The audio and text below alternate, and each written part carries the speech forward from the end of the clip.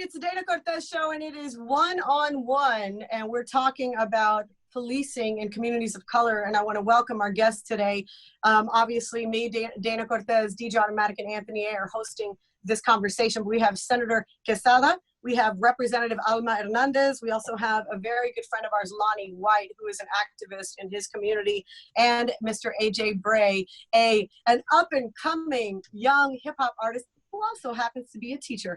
So before we begin, I want to thank you all for being a part of this. Thank you for coming on and getting in the hot seat, especially the politicians. We're glad to be here. Thank you, guys. All right, so let's start with the first question for Senator Quesada. I've been, trying to look at both sides of the coin, look at what one person is saying from the Trump administration's Robert O'Brien. Just this past Sunday, for anyone who doesn't know, that's the national security advisor to Trump. He said, and I quote, "I don't think there's systemic racism. I think there are a few bad apples." So nobody ever finishes that quote. Let me tell you something. It's not there's a few bad apples. The quote is a few bad apples ruins the bunch. So let me finish that quote, and then let me move on to the question. I want your thoughts on Mr. O'Brien's statement, and I'd also like your solutions to repair this very broken justice system. Yeah, no, I think you kind of hit the nail on the head. There's certain professions in our society where we shouldn't have any bad apples, like none, zero. It's kind of like school bus drivers. We wouldn't be okay if we allowed 9 out of 10 school bus drivers to show up and transport our kids safely, but only one of them gets to show up drunk. That's not cool. You can't, that would not work. Come on now. Pilots or You better preach it. So, law enforcement's the same way. We shouldn't have any bad apples because it spoils the whole bunch. And we should be holding all of them accountable. Otherwise, the entire system is broken. So I think that's what we should be focusing on. Secondly, I think it's false to say that there's only some bad apples if the good ones are keeping quiet and allowing the bad apples to keep doing what they're doing. So if you are a good cop who acts ethically, and yes, they are out there, there's a lot of them out there, and you respect Black lives, but you aren't holding your partner accountable for his or her actions, you are just as guilty. So yes, the good cops, you have an obligation to our community, to your profession, and to Black lives to call out the actions of your partner, do it publicly, and continue to do it until they're held accountable. It's at the end of the day, it's the MLK quote. In the end, we will remember not the words of our enemies, but the silence of our friends. So that's what I think is the first thing that needs to happen is law enforcement needs to hold themselves accountable just as much as we do. What about any solutions? Because, you can go back and I'm not talking decades, I mean hundreds of years, the protests, the turn the other cheek, and then we peacefully protest, and then there's riots, and then we have a conversation and nothing happens. So what, in your opinion, is the solution to stop the circle of madness that has continued for hundreds of years? Yeah, I think, it's a complex problem because it's a complex institution, law enforcement, and the way it was created historically was really racist in nature. So I think an acknowledgement of that, and then an attempt to acknowledge that it is systematically broken and it needs to be systematically deconstructed and rebuilt. There's lots of little policy changes we could make. Body cameras on every law enforcement officer, allowing for investigations of deadly use of force by independent bodies, police officer databases of bad actors, requiring cultural sensitivity training by the law enforcement training boards, limiting qualified immunity, limiting the amount or the use of deadly force. We can enact all of these policies, but we have to start first from the premise that it is a broken system that was created really in a way to control certain communities of color. Come on. I'm glad you brought up the history of police, because a lot of people don't understand that policing was actually started to control slaves and help their masters bring them back, because Black people were considered property. So I'm very glad that you said that. A lot of people don't know that. It's important for us to recognize our history before we can fix our present. So now I'm going to move on to Representative Hernandez. This to me, and I'm a big supporter of unions. This is not to attack unions in general. However, that being said, Republicans and Democrats all support the bill HR 1154, HR 1154. I ask anyone to Google that, look it up. This allows every police officer to join a union, even though unions fail to admit error, they fail to correct their own. So I want to ask you, do you support the bill, and what can be done from within unions to change the status quo? Yeah, so first and foremost, as a Democrat, I think majority, almost all Dems do support and will always support unions, and I'm very proud of that. However, as you mentioned, there are things that are done that disproportionately affect certain communities because we're not holding people accountable. So when it comes to this bill, obviously it's not a bill that we're dealing with at the state legislature, it's a federal issue. However, I think there are things that could be done on a union level that could change sort of what's going on in the communities. When you have officers who are able to join these unions, and by the way, there is a history of, as you mentioned, that we have seen things that are done that cover up either what officers or law enforcement are doing, kind of protecting each other, right? So when you have organizations that do that, we have to be a little more transparent in the process. We have to be able to allow community members and have organizations that can have input on how they are doing their investigations and such. So I think it's very important to include the communities, especially when we want to build up and make sure that we're building a decent communication within enforcement in the communities where they're serving. You have to include the folks in communities. You can't just for them and allow things to continue the same because it's clearly not working. So in regards to the bill, you know, I saw many Democrats who I truly admire and appreciate the work that they're doing, many progressives who have signed on to the bill, and I see that because they are obviously in support of the unions, but at the end of the day, we still have to hold them accountable. So there are things that can be done to be a little more transparent with these organizations. And quite frankly, part of the reason I ran for office was because of my personal experience with police brutality. When I was 14 years old, many people don't know this, but I'm sure Senator Quesada has probably heard me mention this before. I was attacked by an SRO, school resource officer. They're predominantly in Hispanic and Latino and Black communities, low income communities on school campuses. I was unfortunately attacked for something I didn't do, ended up going to juvie for something I didn't do, and had to fight the broken criminal justice system for 1.5 years to prove my innocence. So I think out of every legislator here in Arizona, I've personally been affected by this. It's something that follows me every day because I suffer from severe spinal damage from the injury. And for me, you know, I don't hate officers. I will be very honest, even though the officer did a horrible thing to me, tried to ruin my life as a teenager, I know that there's a lot we could do by sharing our personal stories and making sure that we're building those lines of communication with these outside folks who don't understand what it's like to be in our situation. So, you know, that's the reason why I ran for office. I worked with the governor last year to put an appropriation of $1 million into training for police officers. I'm really proud of that.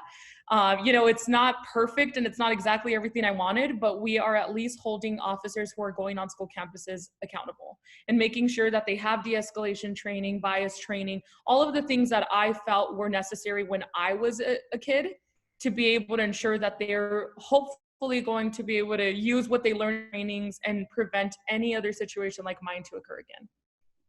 What did the cop say that you did? First and foremost, they always say resisting arrest.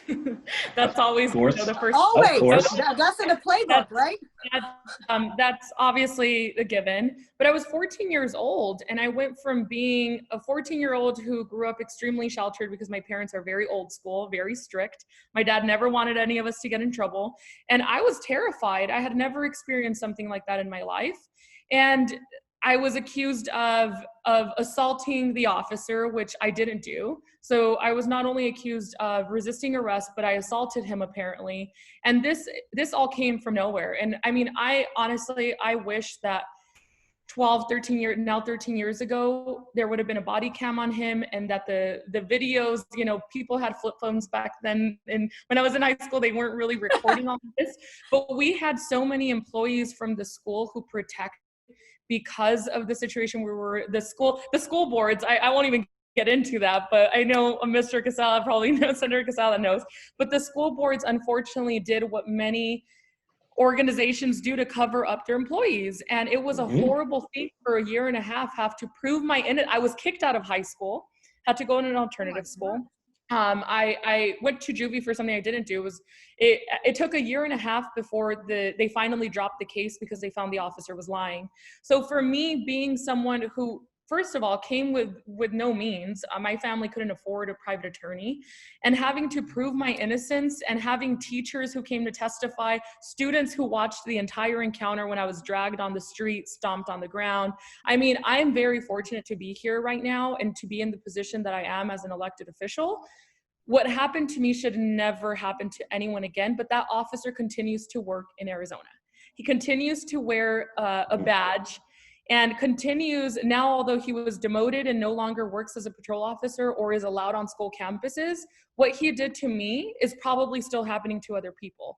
And it is extremely frustrating to know that. And as an elected official now, I try my best to share my story with people and say, hey, look, this can happen to anyone. I'm literally sitting here as an elected right now.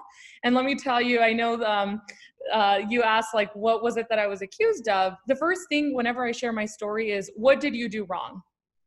Come on now.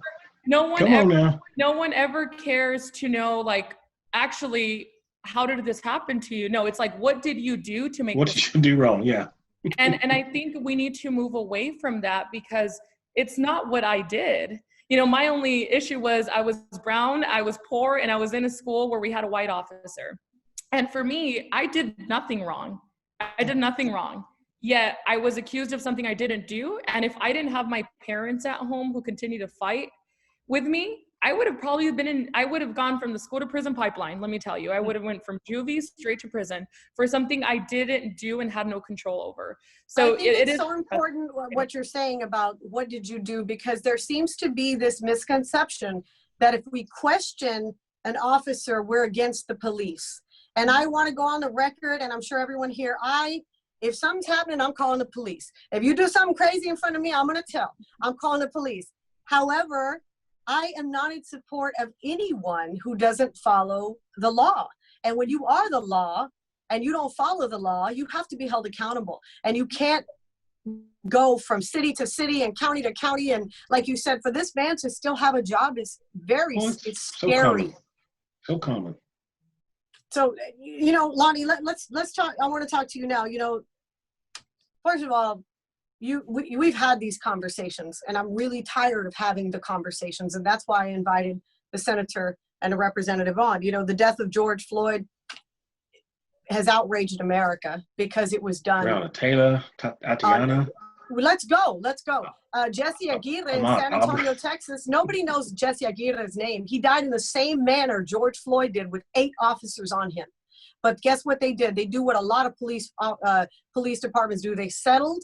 They paid it out. The cops are still on the street. Nothing happens. You move on. As a Black American man in this country, first of all, the rioting and the protesting, how do you feel about that? And how do you feel about what's happening across America and the conversation we are continuing to have over and over again?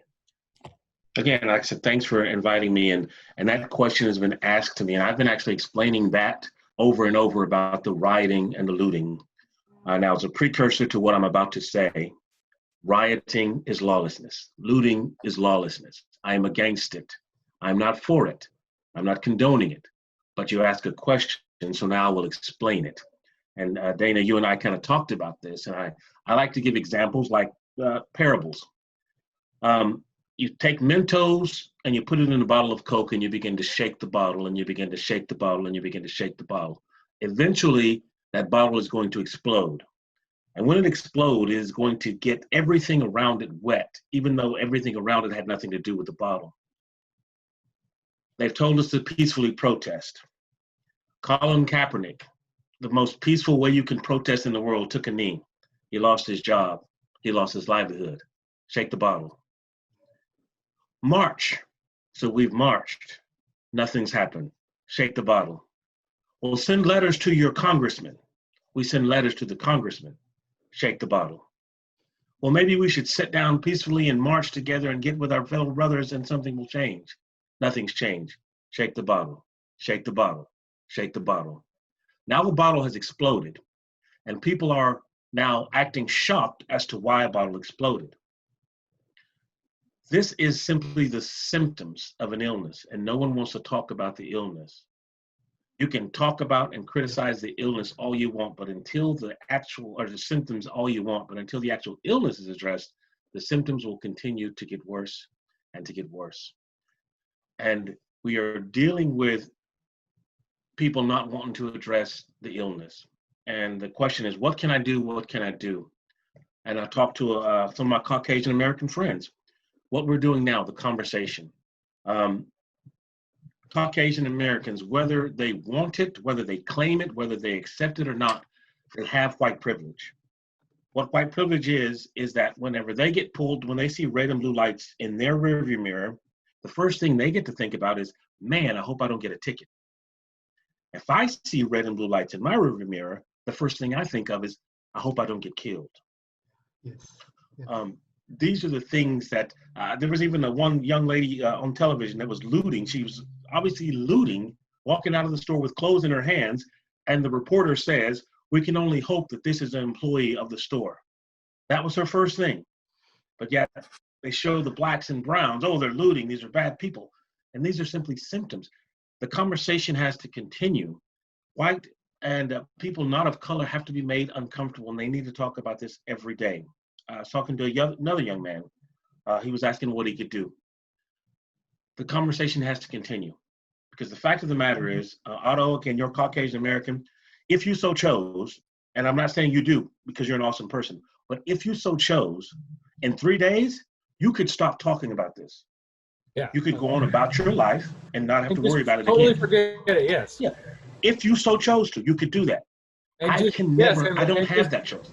And just embrace all my white privilege and just F everybody else. Yeah, exactly. You're right. You could be on social media now, like Black Lives Matter, but actually in 3 days, if you so chose, you could not talk about this ever again, because you have that opportunity, you have that privilege. And that's what's happening with a lot of our white American friends, is they are with us, we're with you, and a week later, they're not with us anymore. No, this needs to be something that's exactly about that. I actually did a whole post of like, I want to see you next week, and I want to especially see you in November, because if you're that riled up right now, I need to make sure you vote in November, because that's the only real change we're going to ever see. Keep that same energy. I mean, it needs to be something that you talk about to Ava at dinner. And I told that to one of my Caucasian American friends. He's like, well, that's not actually a good dinner topic. I said, welcome to my world. See, the conversation that I had with my son about how he should react when he gets pulled over by a cop is way different than the conversation that you have with your son about how he should behave when he gets pulled over by a cop. But that is good dinner talk. He's wrong. That is good dinner talk. Those are the kind of conversations we have every day I've always had with my daughters. Always. Maybe it's because of the way we grew up too. My mom, grew up in the South, so it's very different in certain parts of small town West Texas. Like the way they grew up was different. My family was subject to Jim Crow. Little bitty towns in Texas, people don't understand. In the South, it took a long time for them to catch up. It wasn't until 1975 when I think it was the Voting Act, the Voting Act rights, I believe, addressed the language barriers and all of that. So trust me, like maybe that's why I've always talked to my daughters like that. But for him to even say that, well, that's not good talk. That's the best talk. Those are that's real talk. Common. That's not the exception. That's the norm, Dana. They're uncomfortable talking about things like that. Man, I don't know if I want to talk. Yeah, you need to.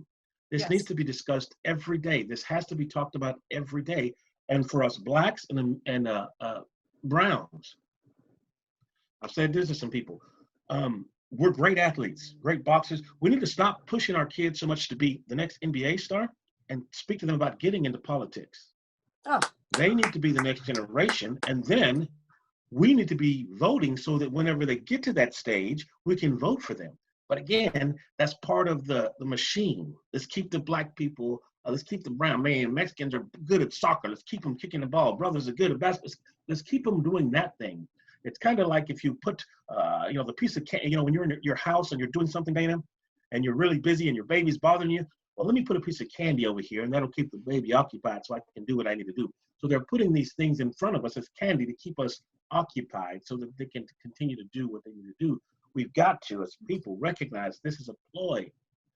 And again, it starts with Caucasian American friends. It starts with you doing this at home. I had this conversation, and please, you guys share it with your Caucasian American friends. He said, how can I help? Real talk. All Caucasian Americans in your group, when Black people ain't around, there's that one person or a couple of people that make these racist comments. Now you feel kind of queasy about it, but you don't say nothing. You better The call thing them out. is, You better call yeah, them out. Call yeah, them out. you gotta start Call calling them out. Because see, think- we call them out constantly, but they don't call themselves out. We check the other races. Dana, you'll check people if you see them calling someone a wetback, and they're used to that. But white people inside their own group, and again, I hate to use that word, but they're the ones that have asked me how they can help. Inside your own group, check your own people. Tell them, hey, that's not okay. Because this group of now 8 people, now you said, hey, I'm not agree with that. Now that group's down to 7. And what happens is someone's going to come to you later and say, you know something, I've been feeling uncomfortable about that too, but I didn't know what to say. But now then that person speaks up. If they begin to police themselves, that's where it's going to start. And it goes back to the police, like the senator said. Once they begin to police themselves, the rest will fall in place. And all I this love, crap. And that also includes, that also includes family members. I can't tell you how many family members I've girl, visited yes. that I've Check 'em. blocked because I'm like, I do not need that in my life. Check But 'em. I think it's our job to hold everyone accountable, including our loved ones, because we have people. We all have that one cousin in the family or uncle or whatever, the tia, who says something stupid and continues to do it because no one calls them or her out.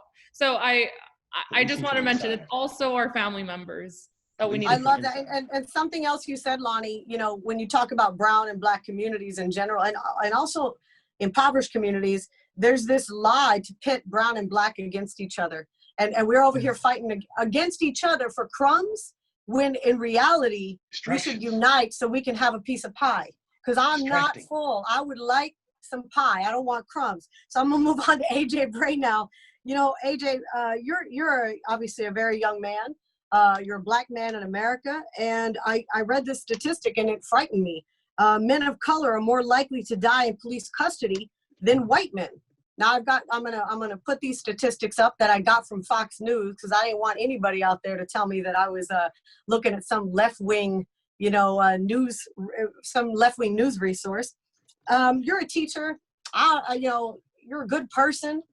Are you afraid of the police? Do you fear police? Yeah, when you sent me that question, I thought it was just interesting that you even had to ask me that. Am I scared of the police? Because you don't have to ask everybody that first and foremost. Nope, sure don't.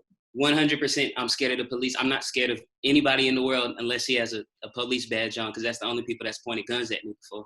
You know what I'm saying? I think if you ask any of my fellow Black friends or just anybody that you know that's Black, are they scared of the police? Have they had run-ins with the police? They're going to say yes, because cuss that, all of that.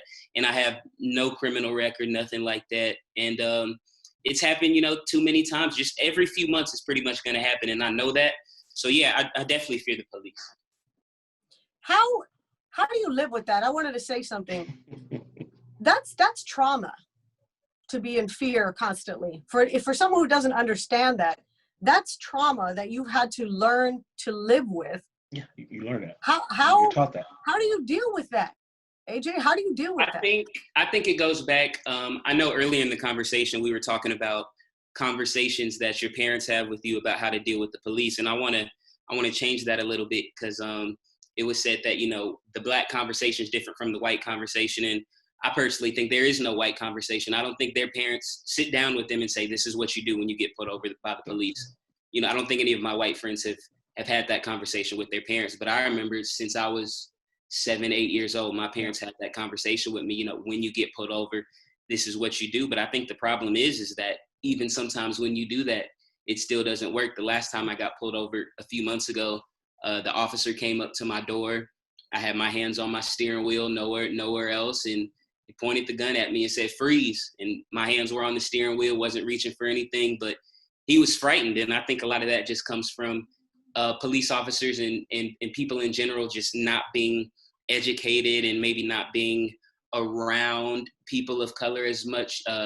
We were talking about how I'm a teacher too. I teach elementary school, and a lot of my students have never been around Black people until they have me as a teacher. And these are 2nd, 3rd graders. So I think a lot of things that's needed is, one, I think in the education system, there needs to be more conversation about that, because if I were to speak about, you know, being African American and how to deal with the police, I probably wouldn't have a job right now. So I think that's a problem that needs to be an open conversation that we have in schools. And I think that we also just need to just have that conversation everywhere, even with the police force. Tell them, hey, you don't have to be scared of Black people, because pulling your gun out on someone is what you do when you're frightened. That's what you do when you're scared. And for him to do that to me when I hadn't even done anything yet, that's how I know he was scared. So that's what we need to get to.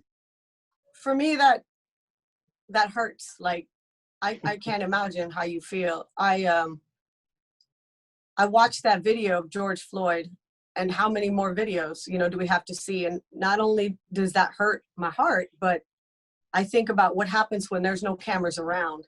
If those officers were that comfortable to behave in such a manner, knowing that they were being filmed, I don't even want to think about what happens when there's not a cell phone around. And this is just a problem that, like I said, the country has, let's be real, the country was built on the backs of slaves and genocide of Native Americans. You know, we've got to go all the way back to figure out why we're here. And so I thank you all. I think you all offered a lot. And I think the most important thing is that we encourage people to vote.